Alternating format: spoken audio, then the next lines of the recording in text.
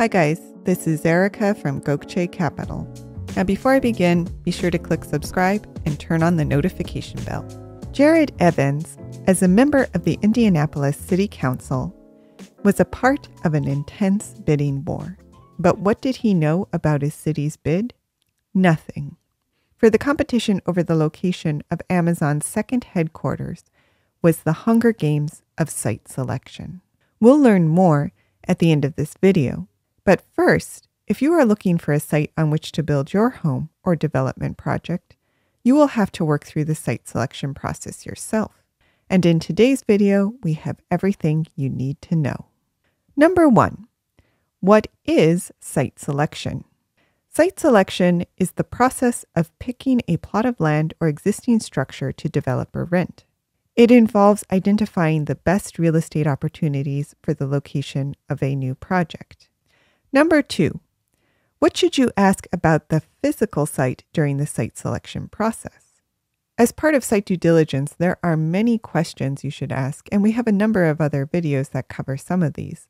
But at a high level, you should consider whether a proposed site is large enough, if it has proper access, if there is sufficient road frontage, what the zoning requirements and restrictions are, including the required setbacks from boundary lines, roads, or other structures, the condition of the surrounding infrastructure, the kind of site work that will be required before construction can begin, whether any demo needs to be performed, whether public utilities are available or will need to be extended, and the kind of earthwork and grading that will be involved. Number 3, what are the important factors for commercial site selection? The first is demographics. Will the people in the area want your products, and will they be able to afford them? Of almost equal importance is accessibility. Can your customers reach you? A store is more likely to get customers if you can get there via walking, biking, driving, or public transit. In addition, consider your competitors. Existing competition in the area can indicate whether you will be successful. On the one hand, it can show that there is demand for your products and services. However, if there is a more established brand or business with a bigger store, better inventory, or lower prices, then it may be hard for you to break into the market. And finally, consider parking. Does the area have enough parking for all of the customers you're expecting, or will you need to construct a parking lot or garage? Number 4, what are the 4 stages of proper retail site selection? Number 1, decide to expand or close down. For retail site selection, you're typically addressing one of 2 goals. The first aim is to build stores in new areas, and the second is to close down underperforming stores. But regardless of whether you're shrinking or expanding, you'll need to decide which locations to focus on. Step 2, determine methodology. Determine the key metrics you will want to optimize in your future business site. As an example, if you are opening a nail salon, you may want to find an area that is frequently visited by professional women. Step 3, perform analysis. Once you've chosen the metrics you want to measure, start doing your research. This is the time to gather the sales numbers and do customer surveys. And step 4, execute on strategy. At this stage, you'll purchase, lease, or rent the land or building, get a building permit, do construction, and begin your operations. Number 5, who can help with site selection? If you're looking for assistance, a real estate broker is a good resource. If you do end up selecting a broker, here are some things you should consider. Does your broker have recent experience in your target real estate type? Are they willing to act as a buyer's broker? Do they have access to all listings, whether through the MLS or through their relationships with listing brokers? Do they charge a competitive commission? Do they have experience brokering leases as well as sales? Do they have good relations with leading landlords and owners? And have they worked with other clients similar to you? Finally, number 6, a broker can be very helpful, but they also come with disadvantages. Here's what you should be aware of. Brokers don't always know the market that you're looking into.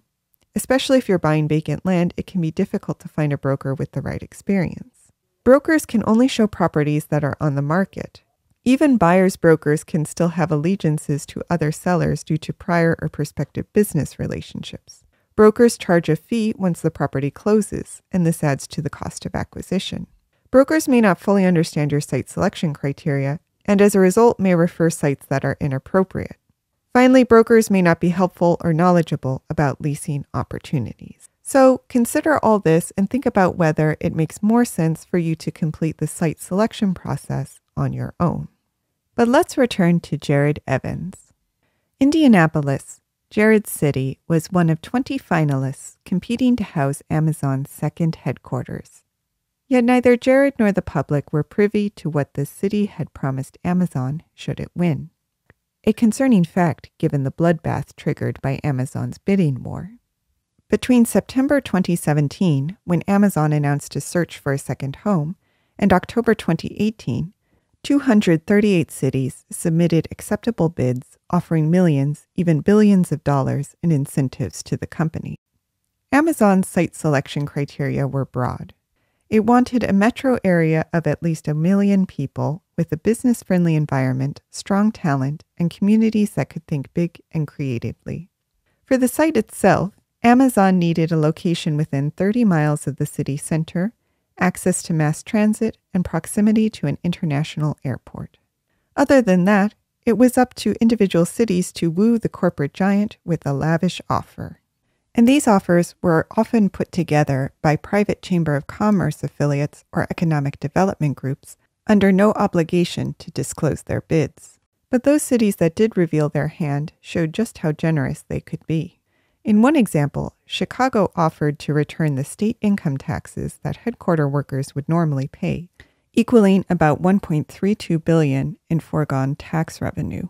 Yet in the end, Amazon selected Arlington, Virginia, whose incentive package of $573 million was high, but nowhere near Chicago's $2.25 billion proposal. Still, Arlington did offer one important perk. Amazon will be given at least 2 days' notice whenever a journalist makes a formal records request for information on the company, which just goes to show sometimes it is an unusual factor that determines which site is selected for a major project. But what about Indianapolis? Did Jared ever find out what his city offered? Not yet, for a judge ruled last year that the organization which handled the bid does not have to release the documents. So Jared may never know. Now, do you have any stories on the site selection process? Let us know in the comments. Did you like this video? You're going to love our Gokce Land Due Diligence program.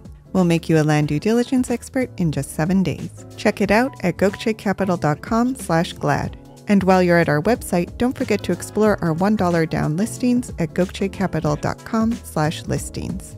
Finally, don't hesitate to reach out. You can email, call, or text, and we will respond as soon as possible. So thank you for listening, and more to come.